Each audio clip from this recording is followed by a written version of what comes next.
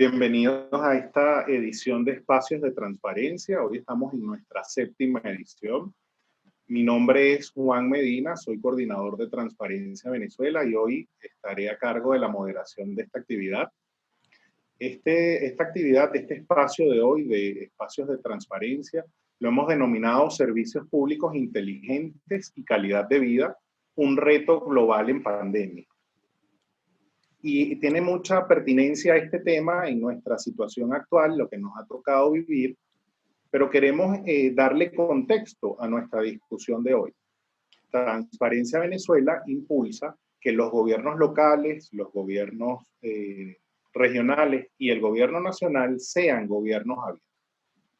¿Y qué es ser gobierno abierto? Ser gobierno abierto es un gobierno que rinde cuentas, que es transparente, que establece mecanismos reales de lucha contra la corrupción, que cree en la participación y en la colaboración de la ciudadanía como elemento principal de una buena gestión y que apuesta también a la innovación tecnológica, porque los gobiernos abiertos mejoran la calidad de vida. Y esto es muy pertinente porque nos referimos hoy a la calidad de vida asociada a los servicios públicos. Y vamos a ver en el transcurso de la actividad con nuestros panelistas invitados, que además es un honor tenerlos aquí, cómo la situación de los servicios públicos en el país ha desmejorado nuestra calidad de vida. Pero no podemos perder de vista que tenemos que luchar para que el gobierno, con mejores prácticas, siendo más abierto, más transparente, rindiendo cuentas y apostando por la mejora de la calidad de vida, asuma la mejor prestación de servicios públicos. Hoy nos acompañan tres especialistas, Julio Cubas, César Batis y Benito Peña. Vamos a conversar sobre la realidad de los servicios públicos en nuestro país. Sin quitarle más tiempo, Julio, bienvenido. Gracias por acompañarnos. El espacio es tuyo.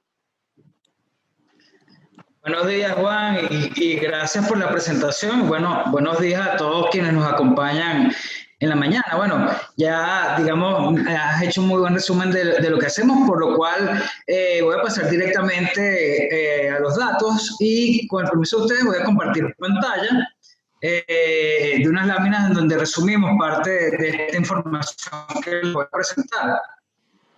Sí, bueno, ya tú, como bien mencionaste, somos el Observatorio Venezolano de Servicios Públicos. Trimestralmente hacemos levantamiento de datos para 5 servicios como agua, electricidad, telecomunicaciones, aseo urbano y gas doméstico.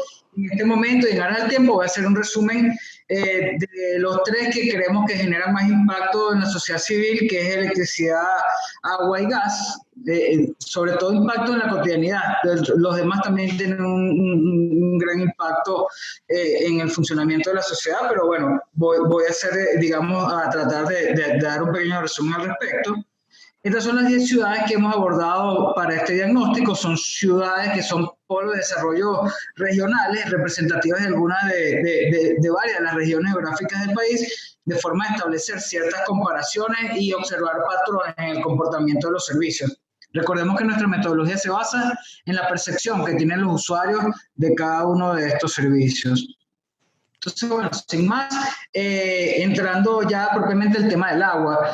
El agua tiene un denominador común que es el servicio peor valorado por los ciudadanos desde que iniciamos este estudio a mediados de junio de 2018. Estamos hablando que se ha mantenido por encima del 65% y no supera el 70%, pero por ahí más o menos oscila el porcentaje de personas que valora de manera negativa el servicio. Y la preocupación principal que tienen los usuarios es estar conectados pero no lograr recibir el agua, ya que vemos acá en la parte superior izquierda de la lámina el acceso formal o la conexión por tubería que tienen los usuarios siempre ha estado por encima del 92-94%.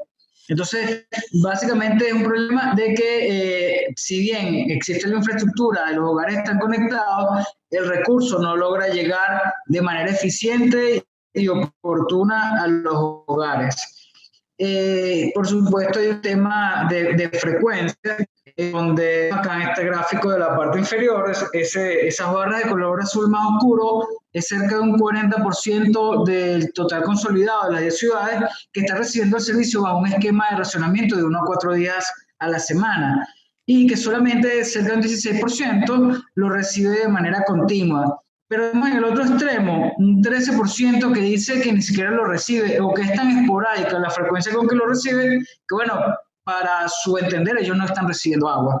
Esto, por supuesto, tiene unas diferencias regionales importantes y en cada una de las ciudades desde el punto de vista comparativo. Cuando vemos la proporción de usuarios que indican que no les llega el agua, es mucho más elevada en ciudades como Punto Fijo, Ciudad Bolívar y Maracaibo, y Barinas en cuarto lugar. Pero sobre todo Punto Fijo ha destacado, siendo la ciudad que permanentemente en todos los registros aparece como con los peores indicadores de cara no al acceso, sino a la frecuencia con la que reciben el agua en sus hogares. Bueno, esto nos lleva a pensar, bueno, ¿qué están haciendo las personas para solventar y sortear esta situación? Bueno, varias prácticas y prácticas que han impactado los hábitos y las rutinas de los hogares venezolanos. Cuando le preguntamos a las personas qué hacen, bueno, de manera espontánea lo primero que dicen es tenemos agua almacenada, pero claro, esa agua cómo llega si no la estás recibiendo por la tubería, bueno, a través de pagos de cisterna, la traen de otros sitios, la acarrean. Eso en total nos lleva a un resumen de casi un 94% de hogares que mantienen agua almacenada ante la deficiencia del servicio. De hecho, más de un 38%, como ven acá en la gráfica superior de la lámina, tiene reservas hasta para más de 5 días y que se ha vuelto una práctica, digamos, transversal en todos los hogares, porque incluso ciudades como San Cristóbal, que es donde se ha observado siempre la mejor valoración del servicio de agua, el 70% de ellos también tiene reservas para más de 3 días. Ahora, hablando de este grupo que debe acarrear o traer el agua desde otros sitios, que puede ser el más vulnerable, ¿de dónde lo están obteniendo? Bueno, prevalece, si sumamos estas dos primeras opciones, casi un 53% de quienes lo traen de casa de algún vecino, de un familiar o de un amigo, un 15% lo obtiene a través de fuentes de agua superficial, otro 11% a través de tuberías rotas o fuentes públicas. Y bueno, por otra parte está el tema de distancia. Pues tal vez estas fuentes no deberían estar a más de 100 metros de la casa. Sería, debemos revisar algunos indicadores, sería tal vez lo ideal. Bueno, acá vemos que de 50 o menos de 50 a 100 metros lo recorren casi 27 personas, otro casi 29% recorre entre 100 y 1000 metros, y tenemos ese 34% que recorre más de 1 kilómetro para lograr acarrear agua hasta sus hogares.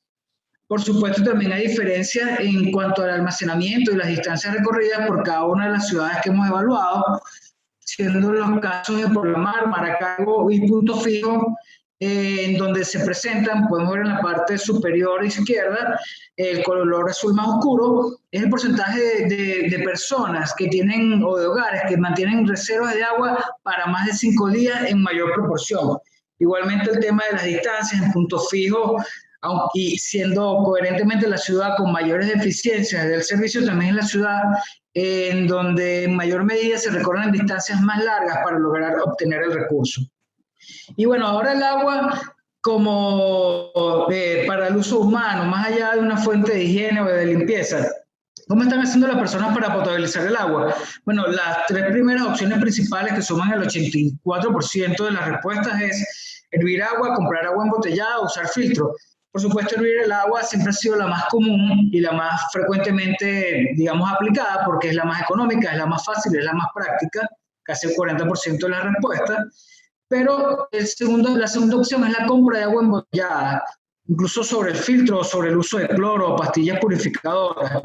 Y ha sido Valencia y Ciudad Bolívar, como vemos acá en la parte central de la lámina. Valencia y Ciudad Bolívar son las ciudades donde en mayor medida las personas incurren en el gasto de comprar agua embotellada para garantizar la calidad del agua que van a consumir en el hogar. Acá, bueno, más allá de los datos, imágenes que hemos capturado. Y sin más, voy a entrar en el tema eléctrico, que tal vez es uno de los más relevantes, porque es el servicio de los servicios. Al fallar la energía eléctrica van a fallar en cadena los demás servicios. Y lo que hemos visto en términos generales es que las regiones del occidente del país, las ciudades, perdón, en la región occidental del país, son las que presentan las mayores deficiencias de cara al servicio eléctrico, en cuanto a interrupciones, en cuanto a la calidad de la percepción de calidad que tienen los usuarios del servicio. En la parte inferior vemos que el total general de cómo se observa la percepción negativa del servicio asciende a casi 59%. Pero vemos, luego graficamos los niveles de aceptación que se tienen sobre este servicio, básicamente en valoración positiva. Y vemos al extremo derecho de esta gráfica inferior cómo son San Cristóbal, Maracaibo y Barquisimeto, donde se observan los más bajos niveles de aceptación del servicio. Estamos hablando entre el 19 y el 22% de personas que de una u otra forma calificaron de manera positiva el servicio. Si lo vemos en contraste, tiene entre el 80 y casi el 90% de personas que lo calificaron de forma negativa, que tienen quejas sobre este. Luego, bueno, básicamente en función de qué obedece esta percepción que tienen los usuarios, bueno, está muy ceñido a la frecuencia de apagones a la que están expuestos estos usuarios. Vemos que para el total consolidado de las 10 ciudades, un 40% dice que le falla el servicio de manera diaria y que casi la mitad de esto dice que es varias veces al día, o sea, que no es que le falle una vez, sino que son múltiples fallas diarias. Y consistentemente encontramos encabezando la lista de las ciudades con mayor o con más personas expuestas a mayor frecuencia de apagones, como San Cristóbal, Maracaibo, Barquisimeto y en cuarto lugar, Barinas. Coherentemente, ciudades del occidente del país. ¿Y esto por qué? Bueno, porque son las ciudades que más apartadas están geográficamente de nuestra fuente principal de energía, que es la hidroelectricidad del Guri. El sistema está diseñado para que el Guri aporte entre el 60 y el 70% de la energía de fuente hidroeléctrica y esta sea compensada por fuentes termoeléctricas. Sin embargo, pues la dependencia cada vez ha sido mayor, el aporte de la fuente de las plantas termoeléctricas cada vez ha ido disminuyendo y esto pone una mayor situación de vulnerabilidad estas ciudades que están más apartadas de esa fuente hidroeléctrica, por lo cual se requiere de más infraestructura, de más logística para hacer llegar la energía eficientemente a estas localidades. Esto no quiere decir que el oriente esté en óptimas condiciones, pero en el occidente se experimentan mayores dificultades de cara a la recepción constante del servicio eléctrico. Bueno, en cuanto al tema de gas, vemos que es el principal recurso usado en los hogares para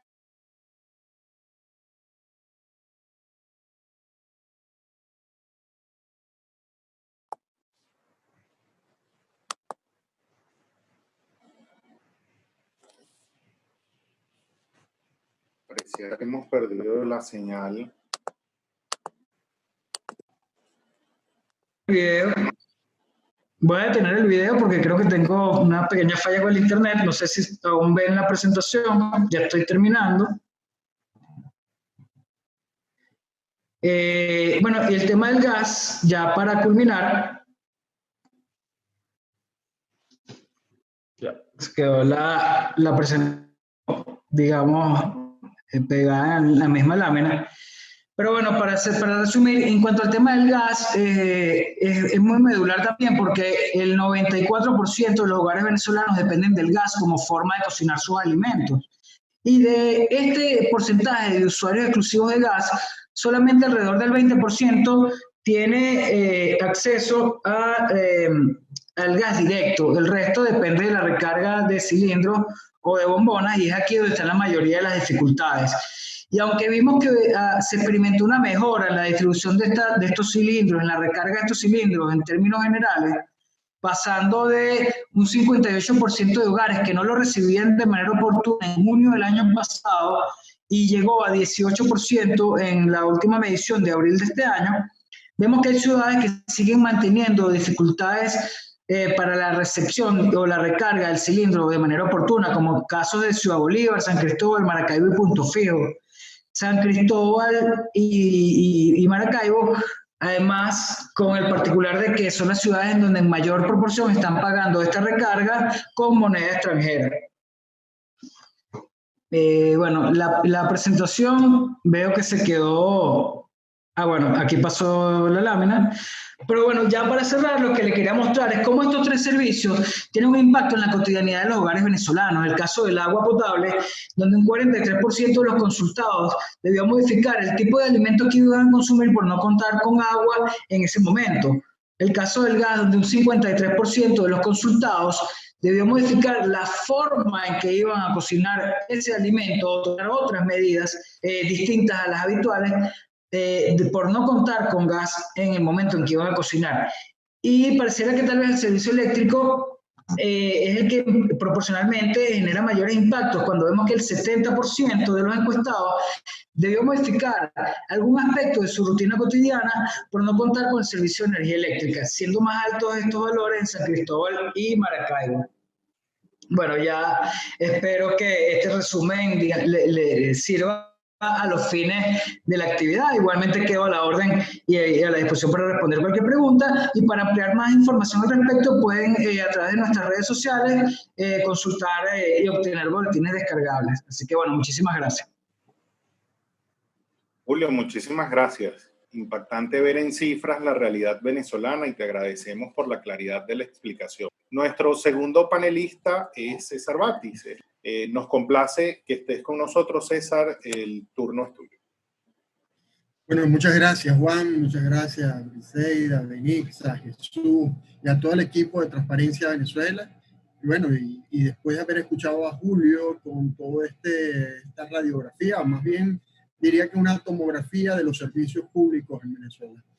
Quisiera iniciar planteando que la crisis o la pandemia ha agravado la crisis de los servicios públicos, la evidencia del agravamiento, del empeoramiento de esta crisis en el país. Y lo digo porque hemos tenido durante este periodo de tiempo, hemos visto, por ejemplo, siguiendo la misma ruta de Julio, como el servicio de agua ya está para el cobro de cisterna dolarizado. Ya nosotros teníamos información a través de nuestros reporteros del Pitazo, que tenemos reporteros en todos los estados del país, donde había algunos casos como el estado Zulia e incluso algunos sectores en Caracas donde los camiones cisternas se estaban cobrando en dólares. Ahora ya es un uso frecuente que, por supuesto, en una economía donde el bolívar no vale nada, es un uso frecuente que en medio de esta pandemia ha sido, o se ha hecho más frecuente aún, el tema de la dolarización del servicio público, del servicio del agua, de la entrega de los cisternas. Y por supuesto, esto también en medio de esta situación, también otro servicio que se ha visto, que se ha notado aún más la crisis, es el servicio eléctrico. ¿Por qué? Porque la gente ha tenido que pasar más tiempo en sus hogares y los apagones, siendo más frecuentes, se evidencia aún más. Pero también la situación de la pandemia o la pandemia ha reflejado o demostrado las falencias que tiene un servicio como el de las telecomunicaciones, afectado por los robos de sus instalaciones, afectado por el servicio eléctrico, pero también afectado por la desinversión. Y en medio de la pandemia lo que hemos tenido es un incremento de la demanda del servicio de telecomunicaciones. Y por si fuera poco, entonces en este momento, con más tiempo en el hogar, se consume más gas, aunque la economía hace muy difícil llegar a los alimentos, y en medio de esta pandemia y en medio de la crisis energética del país, ocurre un accidente en José que amenaza con la distribución del gas doméstico. Y por supuesto, no podía dejar por fuera de este análisis introductorio el tema de la gasolina.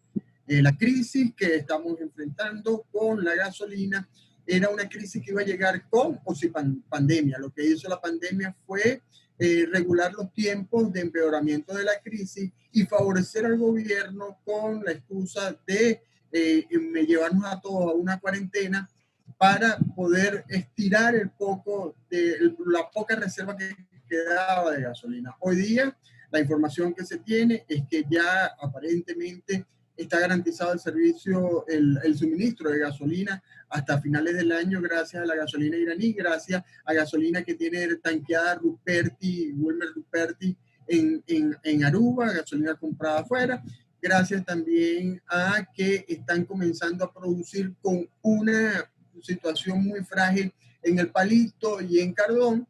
No obstante, hay que recordar que somos un país petrolero y que estamos en esta situación porque precisamente en el sector, quienes administraron y gerenciaron PDVSA arruinaron toda la industria, pero en especial las refinerías del país.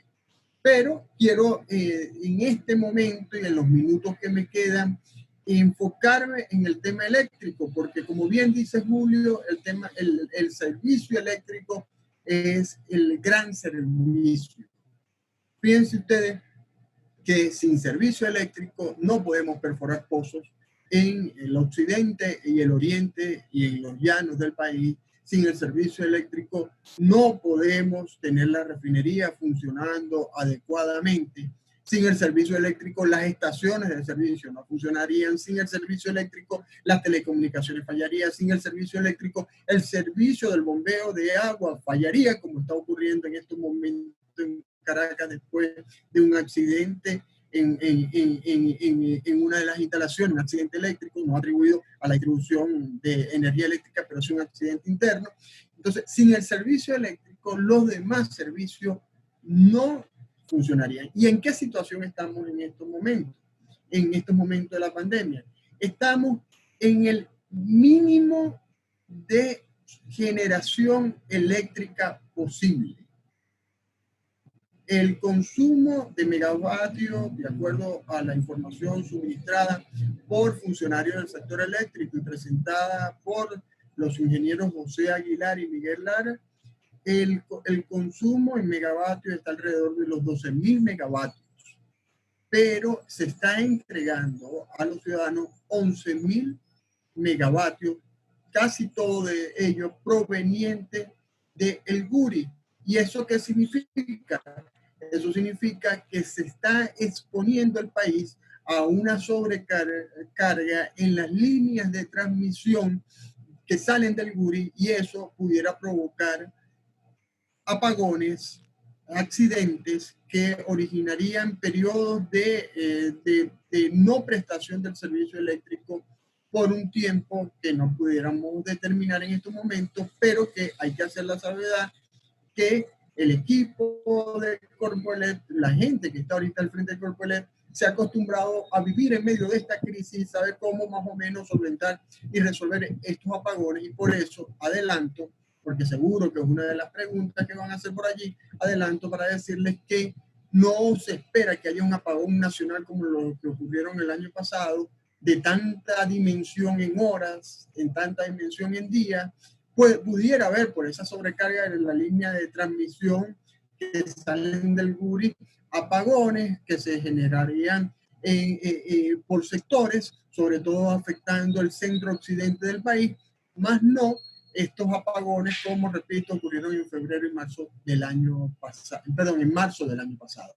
Entonces, el servicio eléctrico en estos momentos está en su mínima expresión de capacidad de generación eléctrica, entre otras razones por la gran corrupción e ineficiencia ya expresada en trabajos que hemos publicado, que Transparencia también ha recogido y ha hecho sus propias investigaciones, en la inversión que se hizo para el blindaje eléctrico de Venezuela, que como otras de tantas quedó como una gran mentira de Chávez. Ese blindaje eléctrico de Venezuela lo que sirvió fue para que se dilapidaran por lo menos 40.000 millones de dólares entre el año 2009 y 2013, enriqueciendo a grupos como el que ya ustedes conocen, del que hemos hecho mención y el que he investigado bastante, como es este grupo Derwick, que ahora ha diversificado sus inversiones y tiene fábricas de lentes, tiene bancos, tiene inversiones petroleras, que por cierto, una de esas inversiones petroleras está en Petro Zamora, que está en el Zulia, y que gracias a consultancia con el gobierno nacional tienen garantizado el servicio eléctrico, las instalaciones o los pozos de Petro Zamora, esta empresa donde están los accionistas de Derwent, tienen garantizado el servicio eléctrico. Entonces, el punto es que ese blindaje eléctrico del que nos hablaron no existe, pues las plantas eléctricas que tenemos en estos momentos, las plantas termoeléctricas, las que funcionan con el servicio, con el servicio de, o con el suministro de gas, con el suministro de fluor, con el suministro de gasoil, no están funcionando y fueron en ellas donde más se invirtió.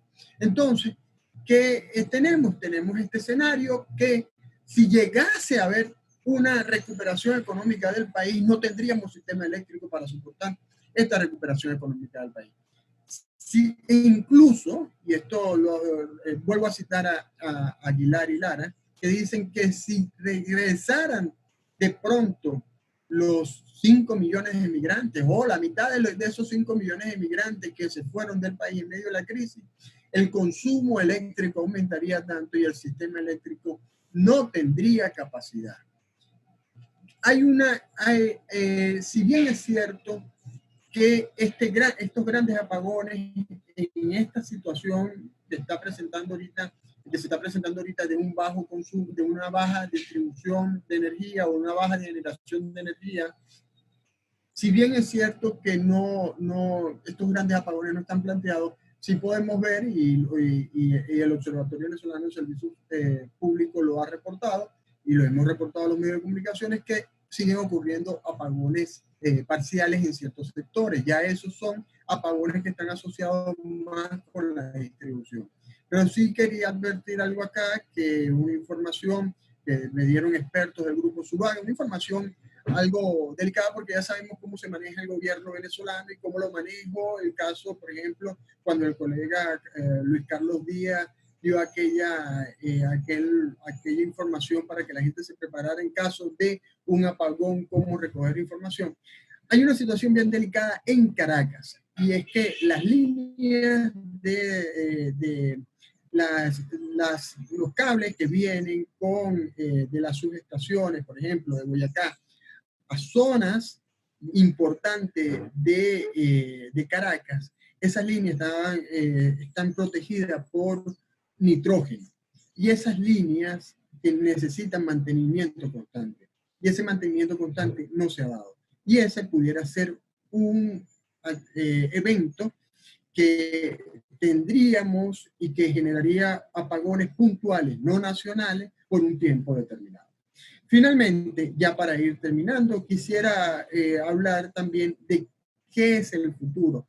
Puedo asegurarle por las diferentes fuentes con las que he conversado que si ocurriese la transición, uno de los sectores que primero recibiría recursos sería el sector eléctrico, por ser, como lo dijo Julio, el gran servicio. Y como lo explicaba, de este servicio dependen tantas otras cosas más, y por supuesto la cotidianidad de todos nosotros los venezolanos. Si llegase a ocurrir la transición, hay ya no negociaciones, conversaciones, hay proyectos. Y en estos proyectos es donde yo quisiera llamar la atención de todos los que estamos en este foro. Porque hay quienes dicen incluso, y esto no incluso, personajes dentro de la oposición que han querido afirmar alegremente que se necesitarían 50.000 millones de dólares para recuperar el servicio eléctrico. Hay un grupo de personas que han estado trabajando con el Banco Interamericano de Desarrollo, con el Banco Mundial, y han llegado a cálculos, entre ellos, vuelvo a citar a Aguilar y a Lara, hablan de una inversión que no superaría los 15.000 millones de dólares en un periodo de 12 trimestres para recuperar el servicio eléctrico en Venezuela. No obstante, insisto, si Maduro no sale del gobierno, estas inversiones no llegarán, y Maduro tampoco tiene el dinero para recuperar el servicio eléctrico como debe ser.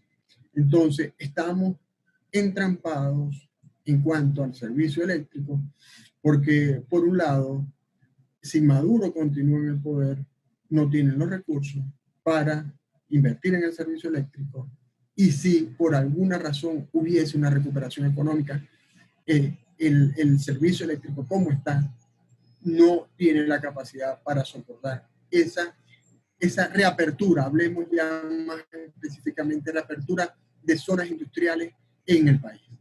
Total que lo que sí está planteado acá es, uno, que haya una transición política para que puedan venir esas inversiones y que se hagan las inversiones como deben ser y con los criterios de honestidad y de combate a la corrupción que han faltado durante estos años del chavismo maduro. Todo por acá. Muchas gracias por escuchar. César, gracias a ti por compartir con nosotros estos planteamientos. A todos nuestros participantes, recuerden que al final tendremos una sección de preguntas y respuestas.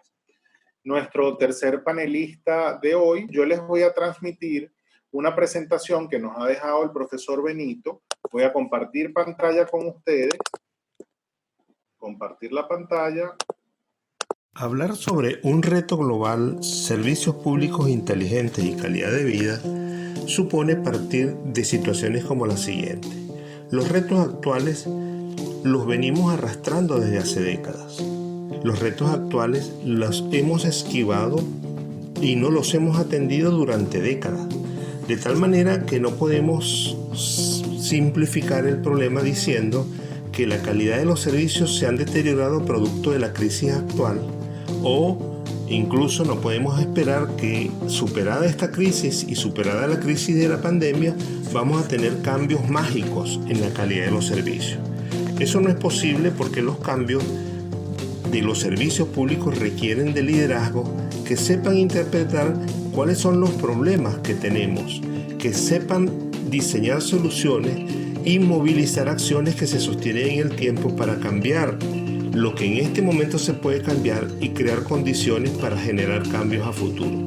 Por eso es importante que identifiquemos los principales obstáculos que vamos a tener para promover estos retos y sobre todo identifiquemos algunas líneas de acción para iniciar esa transformación que nos va a llevar a alcanzar estos retos. Uno de los principales obstáculos que vamos a encontrar en asumir los retos de mejorar los servicios públicos en Venezuela es que tanto los ciudadanos como la mayoría de los dirigentes políticos no manejan información sobre cómo funcionan los servicios, no manejan información sobre sus complejidades, las interrelaciones que hay entre lo ambiental, lo financiero, lo tecnológico, lo comercial. Menos se maneja información sobre costos, cuánto cuesta llevar un vaso de agua a una casa o cuánto cuesta traer un kilovatio desde Guri hasta Barinas. Menos información tenemos si esos servicios son sostenibles, si esos servicios se pueden mantener en el tiempo. El segundo obstáculo, que está relacionado con el anterior, tiene que ver con cómo los dirigentes políticos generalmente no se capacitan para comprender las complejidades de la gestión de los servicios públicos. La mayoría de los servicios públicos tienen enormes complejidades ambientales, tecnológicas, administrativas, financieras, que normalmente los dirigentes políticos no comprenden, desconocen y algunas veces se empeñan en no querer conocer. Veamos algunos ejemplos en las láminas siguientes. En el caso de la gestión del servicio de agua potable y saneamiento, vamos a encontrar complejidades ambientales como la siguiente. No siempre se tienen estudios ni se maneja información precisa sobre cómo las actividades agrícolas, como la tala de la actividad agrícola, como la ganadería de altura, como la quema y la reducción de la capa vegetal está deteriorando los ecosistemas de las cuencas hidrográficas, que es de donde surge el agua que procesan los acueductos. De igual manera, la calidad del agua es afectada por los desechos industriales y los desechos urbanos, y allí no hay preocupación ni se establecen políticas para ver cómo la basura no se debe lanzar a el lecho de los ríos, cómo los desechos industriales no deben llegar a las fuentes de agua que alimentan los acueductos. Igual situación ocurre con las aguas servidas. No se tienen sistemas de tratamiento de agua y muchas veces los desechos de las aguas servidas son vertidos en el río aguas arriba antes de que sean captados por los acueductos. Eso conlleva a que la calidad del agua que el acueducto tiene que procesar va a tener muchísimas más complejidades. Pasando a las complejidades tecnológicas del servicio de agua potable y saneamiento, veamos lo siguiente. No siempre se tiene claridad si el agua que se está distribuyendo es potable. Puede ser que usted vea un agua cristalina, pero esa agua puede tener residuos de productos químicos. Generalmente las plantas no están preparadas tecnológicamente para eliminar los residuos de los agroquímicos, por ejemplo, o los residuos de las aguas servidas. Por otra parte, no siempre se tiene claridad si la cantidad de agua potable generada por una planta cubre las necesidades de la población. Menos aún se tiene claridad sobre cuánto se deben expandir las plantas, cuánto deben crecer las redes para poder ir adelantándose a la demanda futura de agua. De igual manera, no siempre se tiene claro si la cantidad de agua procesada llega a los usuarios, debido a que las redes, si no se les hacen los adecuados mantenimientos, generalmente van a tener roturas, van a tener válvulas que empiezan a deteriorarse y por allí se pierde una cantidad de agua que es lo que generalmente se llama agua no contabilizada. Pasando a las complejidades comerciales del servicio de agua potable y saneamiento, veamos lo siguiente. La distribución del agua depende del servicio eléctrico. Eso eleva los costos de la distribución y al fallar el servicio eléctrico, por supuesto, va a fallar el servicio del agua. De igual forma, tenemos serios problemas para recuperar los costos del servicio. El nivel de pago de los ciudadanos es muy bajo. Los ciudadanos no pagan el servicio. Además, el precio que se cobra por la generación, la distribución y la entrega del agua es muy bajo. El precio del agua es irrisorio. Además de que los ciudadanos tienen un alto consumo por habitante.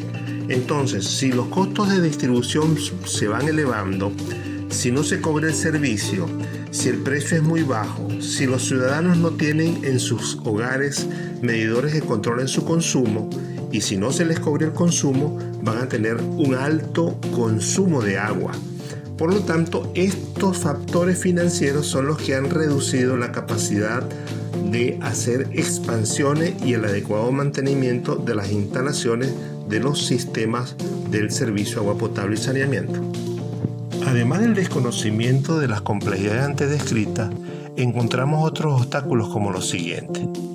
Los ciudadanos no se sienten sujetos de derecho y creen que los servicios públicos son un regalo del gobierno. Entonces, sin ciudadanía activa no puede haber control social de los servicios y es imposible que se eleve la calidad de vida de los ciudadanos. Al no ejercerse la ciudadanía activa, la población no asume que los servicios públicos son bienes de todos los ciudadanos y que el ejercicio de ser ciudadano implica vigilar los servicios, cuidar los espacios públicos y los servicios, pagar el servicio público, usarlo racionalmente, exigir la entrega suficiente del servicio público, la entrega con regularidad y la entrega con calidad. También vamos a encontrar obstáculos de tipo político. Generalmente la dirigencia política no está dispuesta a que los ciudadanos accedan a la información sobre el funcionamiento de los servicios públicos, sobre todo accedan a la disponibilidad presupuestaria para atender los servicios públicos. Pero como contraparte, las organizaciones ciudadanas no siempre están capacitadas para asumir la Contraloría Social de los servicios públicos y manejar la complejidad del control de esos servicios. Por otra parte, encontramos tres tendencias que generan obstáculos. En principio, se ha creído y se sigue creyendo que los servicios en red, que son de naturaleza local, pueden ser controlados de manera centralizada. Eso persiste en la política nacional. De igual forma, los servicios se le tienden a transferir a los gobiernos locales cuando el gobierno nacional no cuenta con recursos para seguir administrando desde Caracas esos servicios. Y finalmente, generalmente los servicios se han subsidiado y se han ampliado con los recursos provenientes del petróleo, salida que ya no es posible. Ante esa problemática, ¿qué pistas o caminos podemos seguir para afrontar el reto? En principio, se deben diseñar y gestionar los servicios públicos en función de estrategias de desarrollo. Óigase bien, estrategias nacionales, por ejemplo en el caso sobre todo de la electricidad, que tiene un sistema nacional eléctrico, pero a su vez estrategias locales. De la combinación de ambas es que puede surgir no solo servicios inteligentes, sino servicios con posicionamiento ciudadano y servicios que generen mayor calidad de vida. Cuando hablamos de diseñar servicios públicos en función de estrategias de desarrollo local, nos estamos refiriendo no solo a lo urbano. Generalmente el servicio público se asocia al urbanismo. Necesitamos que los servicios públicos estén a tono con lo que significa el desarrollo industrial, con lo que significa las demandas del desarrollo rural, el desarrollo comercial y el desarrollo urbano. De tal manera que la seguridad ciudadana no es la misma en el medio rural que en el medio urbano. El agua que se necesita para la industria no es el mismo tipo ni cobertura de agua que la que se necesita para el desarrollo comercial. Esa diferenciación es clave para poder elevar la cobertura de los servicios públicos.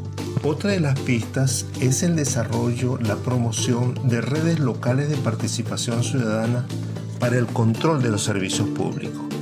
Allí hace falta organizaciones ciudadanas de Contraloría Social que de la mano de líderes políticos, de universidades y de colegios profesionales puedan ejercer el control y la conducción de los servicios públicos y por supuesto su evaluación. La ciudadanía activa en Contraloría Social puede recibir apoyo de las universidades que generan información sobre la cobertura de los servicios y los colegios profesionales hacen estudios específicos de la calidad de los servicios y los políticos se empapan de todo este asunto con los ciudadanos y elaboran mejores ordenanzas. De eso se trata, cómo sumar actores diversos en una red de participación que mejore los servicios públicos. Todo lo antes expuesto exige la necesidad de promover programas de formación ciudadana, programas de formación de los políticos, de especializar a políticos en lo que significa el desarrollo municipal y en la gestión de servicios públicos de calidad, de programas de formación ciudadana que ayuden a que los ciudadanos conozcan los servicios, sus complejidades, a que aprendan a cómo cuidar los espacios públicos, a cómo usar racionalmente los servicios y sobre todo que adquieran la cultura de pago. Y finalmente requerimos también la formación de técnicos de las alcaldías que aprendan a hacer gobierno abierto, que aprendan a divulgar información sobre los servicios, que ayuden a que los ciudadanos se posicionen en el control y vigilancia de la gestión de los servicios públicos. Vamos ahora a pasar a nuestra sección de preguntas y respuestas. Hemos recibido algunas preguntas y respuestas, así que Julio, César, la batería va ahora contra ustedes. Pregunta Alexander Medina de Radio Fe y Alegría. Julio, una pregunta. ¿Por qué en los gráficos del servicio eléctrico no aparece Mérida? Ha sido una de las regiones más afectadas durante este año por los apagones. Ok, fíjate, sí, nosotros, bueno, el alcance que tenemos con nuestra metodología, nosotros abordamos ciudades, pues, y más bien hemos ido ampliando esa muestra. Nosotros iniciamos con alrededor de 6 ciudades, hemos pasado a 8, 7, 10, así progresivamente. En algún momento, durante el año pasado, llegamos a medir Mérida. En esta última muestra, pues, tenemos San Cristóbal como parte, como representación de la región andina. Sin embargo, bueno, tenemos en el occidente del país solamente Barinas, o sea, por decir algo, Barinas, San Cristóbal, Maracaibo, Punto Fijo, como parte de una muestra. Sabemos que Mérida tiene problemas muy similares, los indicadores en ese momento nos dieron muy similares a los de San Cristóbal desde el punto de vista del tema eléctrico. De hecho, junto con San Cristóbal, Mérida fue una de las ciudades que más tardó en recuperarse luego de los apagones de marzo y abril, o sea, o que tuvieron más tiempo, más horas continuas sin energía, pero sí, a nosotros pues, nos interesaría poder contar con todas las capitales, con o sea, todas las ciudades, pero bueno, también allí va, digamos, el alcance de lo que podemos hacer con lo que contamos, digamos, en ese momento, pues, pero sí, Mérida es una ciudad que entendemos y sabemos que tiene serios problemas desde el punto de vista de energía eléctrica y de servicios en términos generales. Gracias, Julio. Una pregunta para César, y es, ¿qué se sabe del proyecto de la CAF para plantas eléctricas del Zulia? Un proyecto que promocionó mucho la diputada Nora Bracho.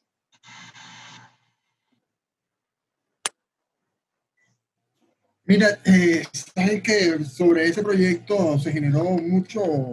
déjame poner la cámara.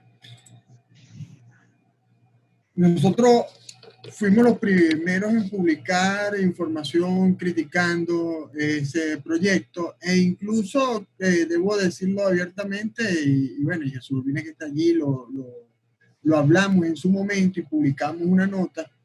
Creo que hubo un exceso de editorial nuestra al hablar de corrupción en un proyecto. Porque hablábamos de sobreprecio, citando a la fuente que nosotros consultamos en ese momento, y ese sobreprecio en un proyecto en verdad que no es como tal, pues, porque se trata de un proyecto. No obstante, eran 350 millones de dólares, y lo que nosotros manifestamos en nuestras notas, en el artículo de opinión que yo escribí, y se lo manifesté a las diferentes ONG que estaban apoyando ese proyecto ante la CAF, e incluso Transparencia Venezuela también publicó algo al respecto, es que esos 350 millones de dólares para lo que lo estaban planteando, que eran unas máquinas, prácticamente unas máquinas que no eran unas máquinas para que permanecieran en el tiempo, sino que eran unas máquinas para atender la emergencia, eran 350 millones de dólares que se estaban utilizando, que se estaban mal utilizando, que bien se podían emplear, en el caso del Estado Zulia específicamente, para atender con emergencia el caso de Termozulia, que ha tomado el gobierno nacional para repararlo, que supuestamente lo repararon, pero que vuelve a dañarse, que lo anuncian otra vez como reparado y otra vez vuelve a dañarse. Es decir, yo decía a las organizaciones no gubernamentales, esos 350 millones de dólares, empleenlos mejor, no se dejen meter esa cabra de que con esos 350 van a comprar máquinas de generación que van a necesitar overhauling frecuente, van a necesitar reparaciones frecuentes y que no van a garantizar un servicio eléctrico con tiempo, cuando teniendo esos partes menos, incluso los cálculos daban mucho menos de esos 350 millones de dólares, tú podías utilizar esos recursos para mejorar, para atender la emergencia, en el caso específico de reparar lo que había que reparar en Termozulia, pero además de hacer esto, de utilizar mejor el dinero, hay un tema acá que la corporación, que la CAF, porque ya no se llama Corporación de Fomento, es CAF, no estaba siendo transparente con ese crédito. Estaba ocultando información, y es el día de hoy que todavía no sabemos cuál era la verdadera intención de ese crédito. Y todo parece, y de acuerdo a lo que leímos y publicamos en su momento, que la CAF lo que estaba era refinanciando la deuda para que no apareciera en sus libros esa deuda que bajara la calificación de la CAF en el mercado financiero internacional. Entonces, o era para atender la emergencia, era una ayuda humanitaria, o era para beneficiarte tú como CAF. Hoy día todavía la CAF no ha respondido. Nosotros buscamos información y no ha respondido. Sabemos que las ONG involucradas que apoyaron este proyecto y que tanto se disgustaron con nosotros del pitazo, que llegaron incluso algunos de sus miembros a tener manifestaciones altisonantes hacia los miembros del pitazo, le preguntaron, algunas de las personas con las que yo hablé en buen término me dijo, le preguntamos, le dijimos, ¿por qué no lo hablan? Y la CAF decidió no informar. Yo creo que la CAF en este caso estaba jugando con gato encerrado, gato tapado en este tema, no estaba siendo transparente con este tema y total que ese proyecto lamentablemente que se pudo haber empleado para atender la emergencia eléctrica o para atender la situación eléctrica en el país, no se pudo concretar. Entre otras cosas, y para también pues, tener todo el panorama completo, hay que recordar que hacía falta un acuerdo entre el sector de Guaidó y el sector de Maduro. Y también hay que decir que en el lado de Guaidó, del lado de la oposición, hubo criterios como el no vamos a apoyar ese proyecto porque favorece a Maduro. Una cuestión que, así como critico lo de la CAF, así como lo critico que esos 350 millones se pudieron invertir en algo mejor, del lado de la oposición no salió nadie a decir, porque el liderazgo lo tomó en este caso de la CAF un Nuevo Tiempo, pero de los otros partidos, Voluntad Popular, Primero Justicia, y un Nuevo Tiempo, perdón, y IAD, no presentaron un proyecto alternativo. Ellos sabían que se estaba discutiendo este proyecto, que lo estaba liderando un Nuevo Tiempo, pero no presentaron ningún proyecto alternativo, no dijeron, mira, esos 350 millones, invirtámoslo en esto, no hagamos esto, no, sino que dejaron todo eso en manos del grupo liderado por un Nuevo Tiempo y bueno, no llegaron a ningún acuerdo y lamentablemente no se hizo ni lo uno ni lo otro y los zulianos, los tachirenses, los merideños, los trujillanos y barinenses, que creo que iba a favorecer a parte de Barinas este proyecto, siguen con los mismos problemas eléctricos porque repito, no hubo transparencia en el diseño del proyecto, no hubo transparencia en el crédito y esto es extendido, y me disculpan el apasionamiento porque la verdad es que con el tema electoral en puerta, es que la falta de reacción del sector opositor dirigido por Guaidó es inaudita. Y aquí meto el tema electoral que va a ser mi artículo de mañana.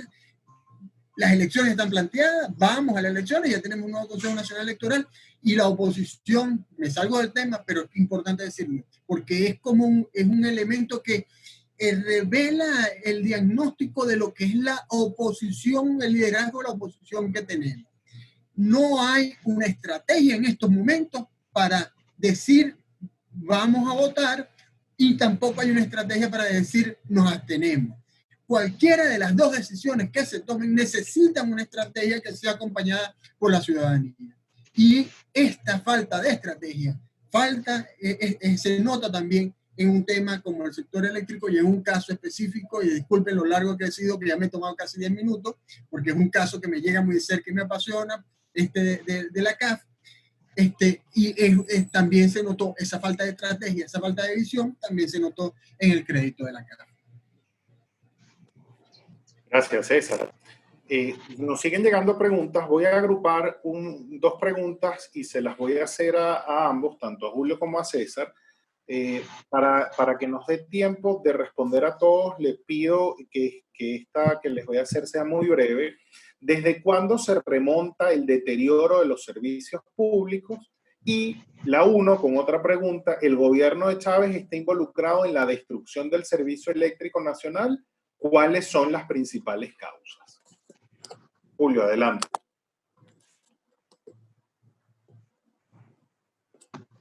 Ok, inicio.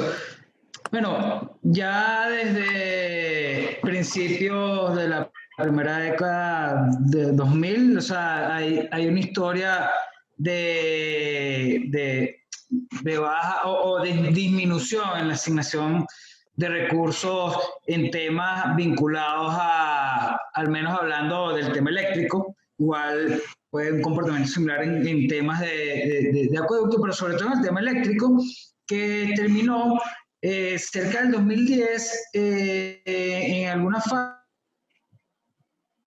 a un decreto de emergencia eléctrica en ese mismo año, que de unos meses luego salieron los voceros, digamos, de parte de Corpelec, hablando que había sido ya superada, pero sin embargo sus causas fundamentales no fueron solventadas en ese momento. Y en lo sucesivo, pues, eso terminó en el deterioro básicamente de mucha de esa infraestructura que bajo esquemas de mantenimiento que tal vez no eran los oportunos ni lo más adecuado, pues devino en parte de la situación que tenemos actualmente. Digamos, por hacer un breve resumen de esa pregunta de cuándo pueden venir parte de esos problemas. Aunque, digamos, de sentirlo en la capital es de mucha más reciente data, en regiones, digamos, en el occidente del país, en los llanos, pues tal vez tiene más historia de dificultades de cara al tema de servicios, en particular sobre el tema eléctrico. Gracias, Julio. Te escuchamos, César. A ver, me refiero más a la segunda pregunta para ser más breve, ¿no? Es que si el gobierno de Chávez es responsable, es absolutamente responsable. Es absolutamente responsable, y esto no lo digo desde una posición de simpatía o no simpatía con Chávez y con el chavismo y el madurismo. Lo digo desde el punto de vista de los datos. Cuando Chávez llega al poder, recibe el poder con 18.000 megavatios instalados, más o menos instalados en el país, y el consumo estaba en 17.000 megavatios. En el año 2001, la Cámara Venezolana de la Industria Eléctrica, la Oficina de Planificación del Sistema Eléctrico y otros técnicos le dicen a Chávez: es necesario comenzar a ampliar el sistema eléctrico, aumentar la generación eléctrica, la transmisión y mejorar la distribución. ¿Qué ocurre? Chávez desatiende este llamado. En el año 2004, nuevamente analizando el panorama, se deciden hacer unas pequeñas, bueno, no pequeñas, porque realmente no son pequeñas, pero se deciden construir 5 plantas eléctricas, si mal no recuerdo, de las cuales 4 se le entregan, la administración de esos proyectos se lo entregan a un personaje que ha sonado mucho y que ahora está metido a místico allá en España, pero que aparece en todos los casos de corrupción, zuliano, por cierto, llamado Nervis Villalobos. El ingeniero Nervis Villalobos, como viceministro de Energía de Rafael Ramírez, recibe la administración de estos proyectos y se vincula con la mayoría de estos proyectos con una empresa que se llama Pacific Ring Energy. Pacific Ring Energy es una empresa de los hermanos Majet y Kalir, que son los mismos dueños de Atún Ebeba y de Hardware Technology, y vinculados en algún momento con Diosdado Cabello y con el Pollo Carvalho, y ahora vinculados con los hermanos Rodríguez. Bueno, esta empresa se le entregó en el 2005 estos proyectos, y en el 2010, que cuando comienzo yo a trabajar en el tema eléctrico, todavía no habían terminado estas obras. Esto después llega la crisis eléctrica a partir de junio del 2009 y comienzan ya, fíjense un detalle que es el de la interioridad de las historias de la empresa Derwit. Ya en el 2007 llega Javier Alvarado como presidente de Corpoelec, después que PDVSA compra la electricidad de Caracas, y ya en ese momento sabían que tenían que construir obras eléctricas. ¿Y qué pasó? Bueno, entran en escena estos muchachos de Derwit y comienzan a cuadrar estos negocios. Después ya no estaba Nervis Villalobos como viceministro, porque a raíz del tema de la vueltosa, Chávez lo votó de todo el entorno del gobierno, pero Nervis Villalobos quedó como asesor de Javier Alvarado en Corpoelec y comenzó a mover las teclas para que empresas como Ovar de Roberto Rincón, esta Derwit o KCT de Blas Herrera, se quedaran con proyectos eléctricos. En definitiva, fueron, repito, la cifra que dije antes, entre el 2009 y 2013, 40.000 millones de dólares. El ingeniero Aguilar, que lleva más números de esto, dice que llegan hasta 100.000 millones de dólares. Y bueno, y conclusión, respondiendo ya directamente, y como lo dije al principio, por supuesto que el gobierno de Chávez es absolutamente responsable, porque después de haber pagado para instalar, supuestamente están entre instalados y comprados, entre instalados y arruinados, entre instalados y guardados, 42.000 megavatios, guardados porque digo, están guardadas las máquinas, se compraron y están guardadas, 40.000 megavatios, 42.000 megavatios para la generación de 42.000 megavatios. El resultado es que hoy, repito, vuelvo a la cifra que dije cuando presenté, estamos generando 11.000 megavatios que vienen del Guri y la demanda es de 12.000 con todo y esta crisis y el paro del sector productivo como lo tenemos.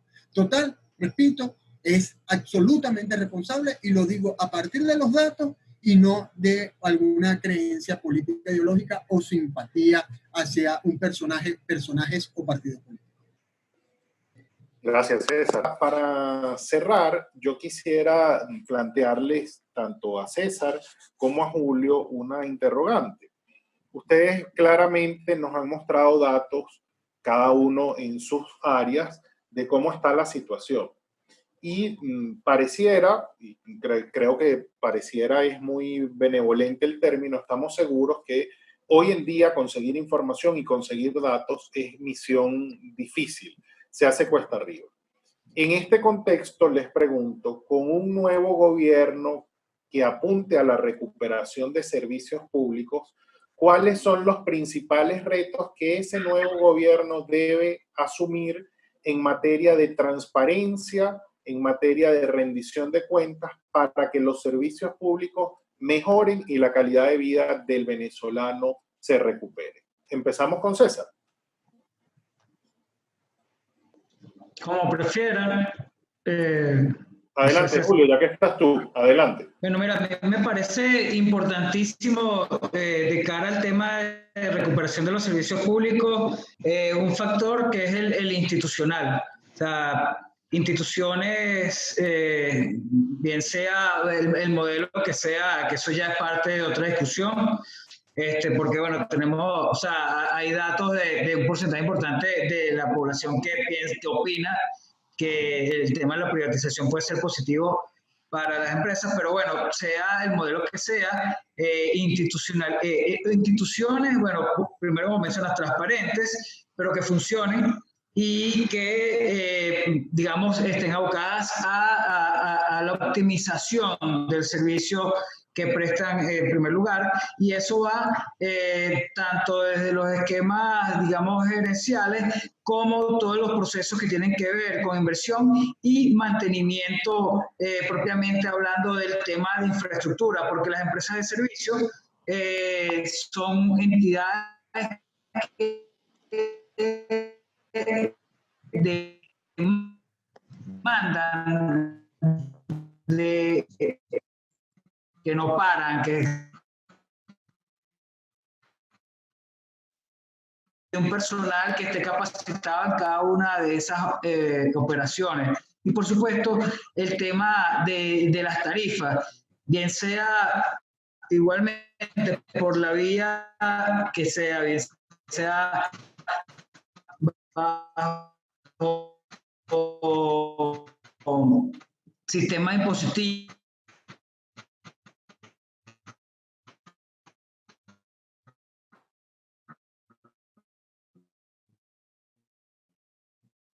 tiene que haber una sostenibilidad financiera también de esas empresas prestadoras de servicios. Creo que por ahí serían tal vez los elementos que veo a grandes rasgos más importantes para avanzar en los procesos de recuperación de las empresas prestadoras de servicios. Muchas gracias, Julio. Adelante, César. Bueno, yo voy a hablar desde el punto de vista de mi experticia Y es que creo que uno de los retos, o comenzaré por este, por supuesto que hay muchos otros más retos, uno de los retos es comunicacional. Comunicacional porque la población venezolana, el ciudadano venezolano tiene que aprender a que el servicio público, los servicios públicos se pagan. Los servicios públicos no son gratuitos. Los servicios públicos, para generar esos servicios públicos, se necesita realizar una inversión en equipos, en recursos humanos, en combustible. Entonces, uno de los trabajos o uno de los retos es comunicacional. Por supuesto, creo que y la experiencia de la gasolina, y de allí se está agarrando también el gobierno para hacer lo que está haciendo ahorita con la dolarización de la gasolina.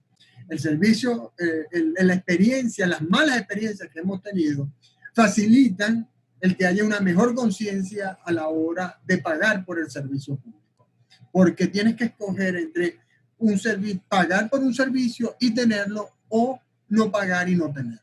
Eso desde el punto de vista comunicacional. Por supuesto, hay otros elementos. Por ejemplo, sé que técnicamente en algunos momentos, cuando se vaya a recuperar el sistema eléctrico, por ejemplo, cuando se vaya a reparar alguna subestación, cuando se vaya a reparar alguna línea de transmisión, o cuando se vaya a colocar una tercera línea de transmisión desde el Guri hacia el resto del país, ocurrirán apagones.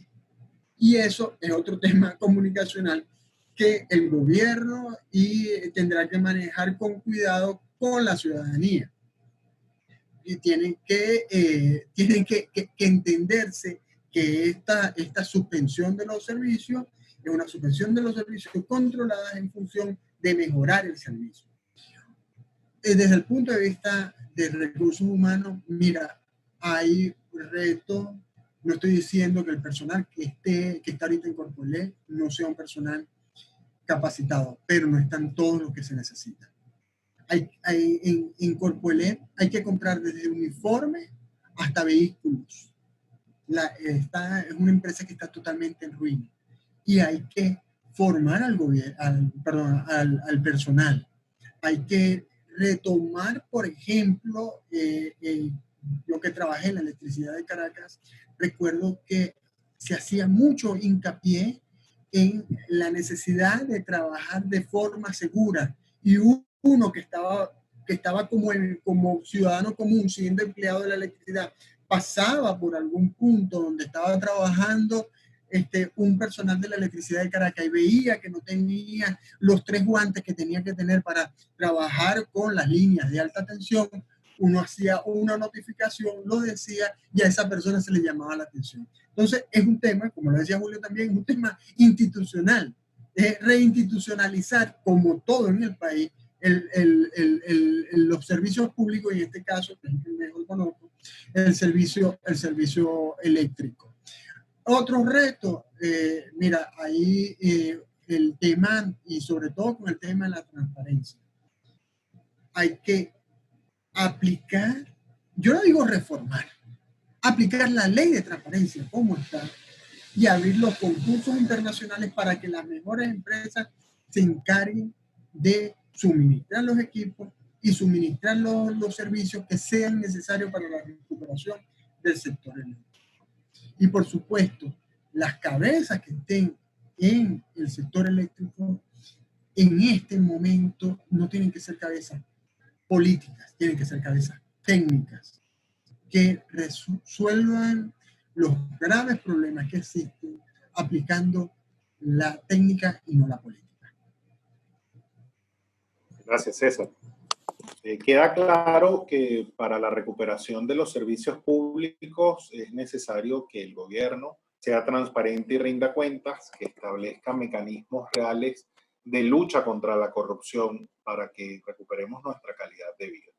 Queremos agradecer especialmente y con toda sinceridad a nuestros panelistas, César, Julio, al profesor Benito, que está desde Barinas y los problemas de conectividad a internet no le permitieron que lo escucháramos, pero nos dejó su presentación y le agradecemos infinitamente a los tres. Gracias por compartir con nosotros sus visiones. Creo que ha sido un espacio privilegiado poder escucharlos a ustedes. Gracias por el trabajo que realizan en función y aporte al país. Gracias a todos por acompañarnos una vez más. Gracias por compartir este espacio. Que tengan un feliz día.